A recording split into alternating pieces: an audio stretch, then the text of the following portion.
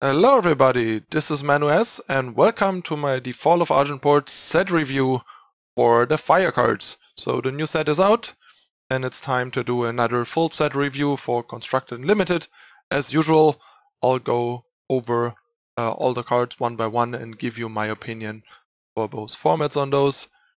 I'm not a big fan of any kind of number or star rating or whatever, because I feel like it's just not nuanced enough and you like basically do it and then you go back and you would change stuff relative to other cards. So I'd rather just provide my thoughts on each card and what may or may not be done with it and so on. And yeah, time to get started. We're gonna do 1 page of cards per color per video, so there will usually be four parts for each color to go over. So let's dive right in. Okay, so first we have Shugo Standard. This is a decent standard, since Shugo Tactic, as we can see here, is a better Rampage, 2 power plus 4 plus 2 and Overwhelm. The main problem is with this kind of standard is that it is better in aggro than in mid-range or control. It's not very appealing in control or mid-range.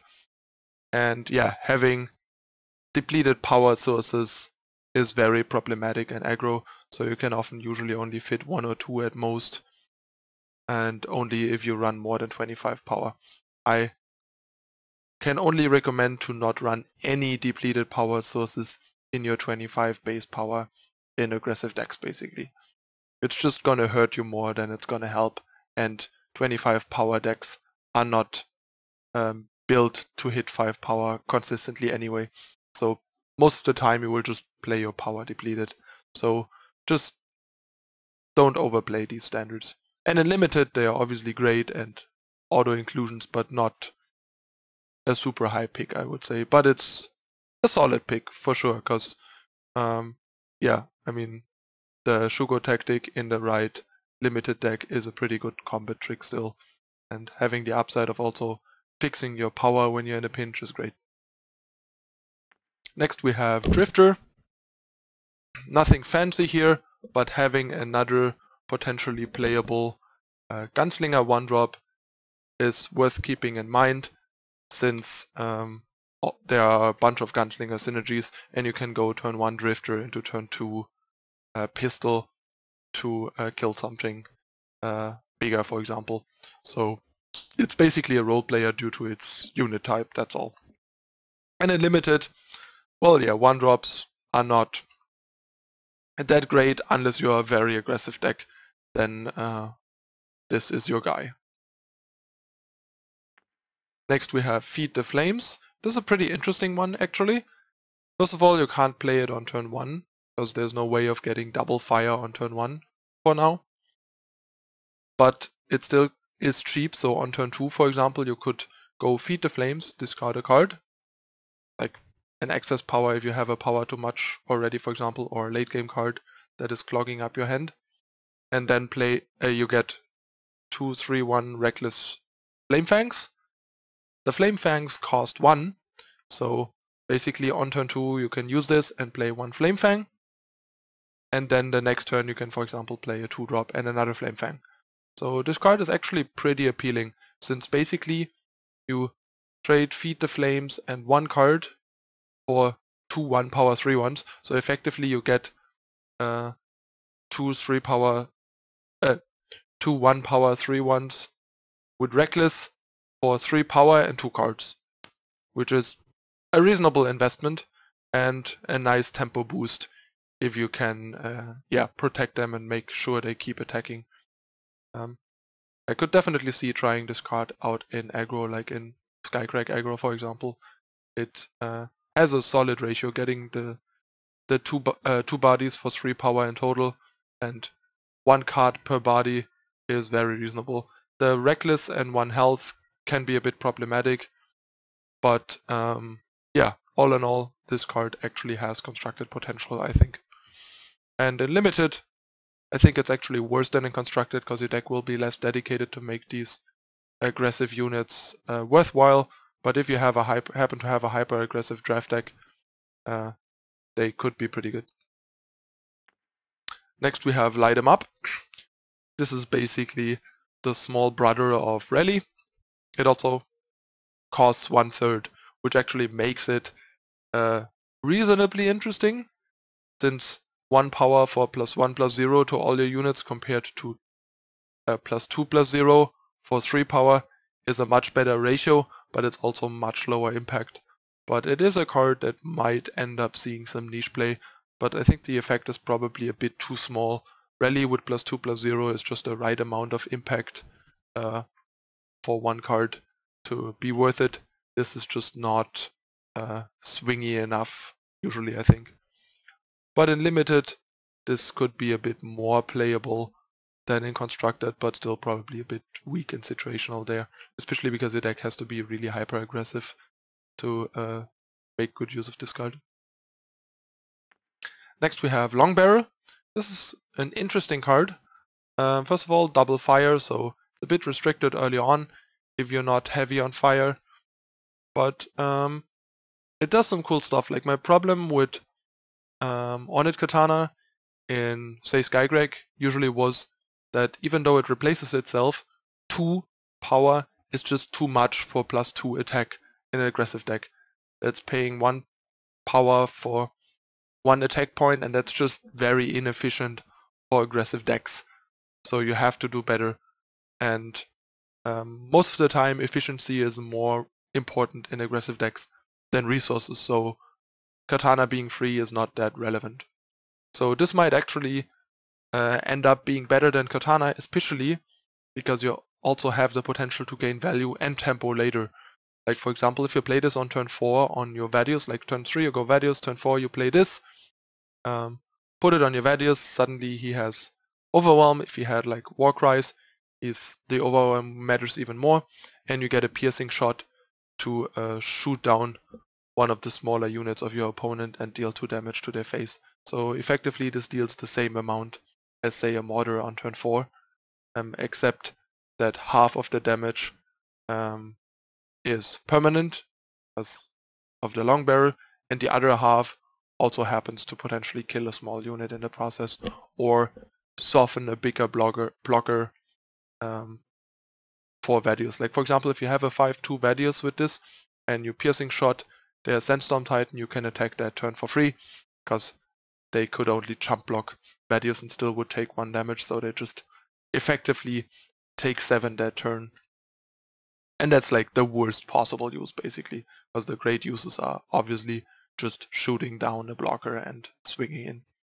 So yeah, this card might be good enough to put it into very aggressive fire decks, but it is potentially a bit low impact, but the spellcraft might make it just impactful and flexible enough to actually end up being a good card. But I'm not 100% sure yet. I would need to play with the card and test it. But yeah, give it a try. And in Limited, this is actually pretty good, because Piercing Shot is better in Limited, Spellcraft is more likely to happen in Limited, so this is a pretty nice card for an aggressive deck of any kind in Limited. It doesn't even have to be hyper aggressive like with some of the other cards that we looked at so far. Next we have Mindfire, another spoiler that we already talked about. Yeah, in Constructed I think this is probably a bit too situational and low impact. The opponent has to have 2 units for this to even be worth it. They might not always have them. Then they might have something like a Sandstorm Titan that you can't exhaust. And then, yeah, exhausting those 2 units has to make you win the game, because you're throwing away a card to get in with damage, basically. And there's stun effects in Primal that are potentially better. Also in Justice. So yeah, this card, not very hot. In Limited, maybe useful in a hyper aggressive deck, but it has to be hyper aggressive, basically. Next we have Rambot. This is kind of an interesting Grenadin. It's a 1/1 Grenadin for 1 with Infiltrate. And on Infiltrate, the top unit of your deck gets +4 attack. And as part of the Infiltrate, you have to sacrifice Rambot. So This is, I guess, a potential tribute enabler on turn 2, for example. But all in all, this card is just, yeah, even though it has a relevant unit type, way too underpowered and constructed, and even in limited, it's probably just too weak and situational. Even if you get the infiltrate off, it's not that great. So yeah, the card's just pretty bad. Next we have Ankle Cutter. That's a pretty good new Oni. I really like this card actually. I'm not too happy about the 1 health, as you might imagine, because of like cards like Temple Scribe, Initiates of the Sands, Grenadin tokens, Vara's Favor, Rock Slide, and so on. There's a bunch of things that punish you for being 1 health, especially on a 2-drop. But the card actually is really, really good and solves major issues for Skycrack aggro. When a unit with endurance takes damage, kill it. So that means Rock Slide, ping, can kill a Titan, a Chthon, or a Tavrot. Same goes for Quick Draw. Suddenly, the opponent cannot block your Quick Draw units anymore, because if you would block them, they would just die before they could deal damage back. Like a Sandstorm Titan just blocks, trying to block your Rakano Outlaw, just dies on the spot with Ankle Cutter out. And at the very worst, you just play Ankle Cutter, you turn your board sideways into the opposing Titan. The opponent, if they want to block with their Titan is going to trade. Maybe with the Ankle Cutter. And it definitely cannot even trade with the Quick Draw unit, so it can basically only trade with a non-Quick Draw unit like a Snowcrust Jedi or a Champion of Fury or Ankle Cutter itself. So, I got something in my eye, sorry. But yeah, this card is super exciting. It's the perfect 2-drop in my opinion, in addition to Champion of Fury and Rakano Outlaw and Skycrack. I would recommend running 2 to 4 of these. 3 might be the right number, 12 2-drops is a bit much, and the card is a bit situational and a bit underpowered if the opponent doesn't have relevant endurance units. But yeah, a great way to solve the very obnoxious Titan and Tavrot issue for Skycrack in a very elegant way without bending over backwards and just incrementally getting a way to deal with these cards. Awesome card. And in limited, it's a bit worse because the endurance matters less and stuff, but it's an okay 2-drop if your deck is looking for that. Next we have Consuming Flames. That card's kind of interesting. So basically it has warp, so if you warp it, it's a 1-for-1 because you have to sacrifice a unit and then you get to deal 3 damage to an enemy. So player or a unit. But yeah, without the warp the card's pretty bad. You don't have a unit, the card is useless. Not very excited about this card. And it also seems like it's, for example, worse than the 2-power fast spell that deals 2 or 4 damage with Grenadins in a deck like Grenadins, which is the only deck that even actively could afford to sacrifice a unit. So yeah, and it's a spell, not a fast spell. And the fact that it deals damage to the face doesn't really matter for Grenadins. So yeah, I don't see this card making it to constructed in any possible way really.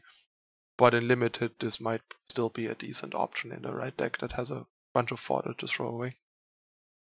Next we have Flame Belcher or Grenadins, double fire Grenadin, 2/2 Overwhelm, and it has Infiltrate.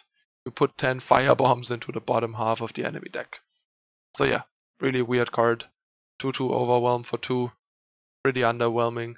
The double fire makes it even worse, and the Infiltrate is kind of useless because the game has to go forever for that to matter, because there's no shuffling in this game, so they're not even gonna get shuffled elsewhere. The card is just kind of a troll. The card is just really bad, unfortunately. And in limited, I guess, if you're heavy fire and need a random 2/2 2-drop and maybe have some Grenadin Grenadin synergies on top, it might make it in your deck barely, but I wouldn't be happy to have it in my limited deck even. Next we have Garena Render. That's the 2/2 for 2 that you can sacrifice by paying 1 to do something. In Fire there's 1 in each color. This is the Fire version, one that we haven't spoiled yet, and it's actually a pretty nice one. It lets you pay 1 and sacrifice Grenarender to kill an enemy attachment. So it's actually a pretty decent option to main deck attachment removal if you want to. Although it might be worse than cards like Furnace Mage and the 3-cost Yeti that I think Ruin Crawler Yeti, the 3-drop Yeti that kills a relic and grows when it damages the opponent. So, but it might be better than Furnace Mage actually in some decks. So this might be like the second best main deck attachment removal, but I also think that attachment removal is not that important still, that you like want to play an otherwise underpowered card to deal with them, because there's rarely any attachment that you really need to deal with. Like some are nice to deal with, but yeah. And in Limited, this is pretty nice actually. Random attachment removal comes in more handy there, I would say, and a 2/2 for 2 is also a lot less bad there than in Constructed.